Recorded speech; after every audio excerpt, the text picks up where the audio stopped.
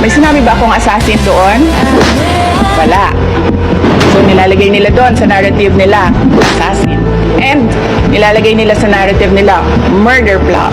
Tossing the word assassin into this issue makes things even more terrifying for our country.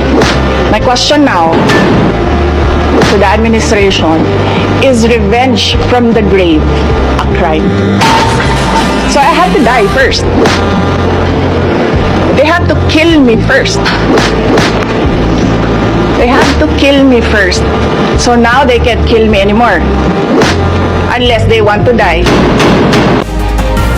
Marami po akong naririnig na sinasabi bakit daw gagawing terorista si Vice President. Hindi po. Iba pong proseso yung tinatawag natin designation as terrorist. Iba pong ebidensya ang kailangan doon. Ngunit hindi naman kailangan na ma-designate ka na terrorist bago ka lumabag, posibleng lumabag doon sa provision ng anti-terror law.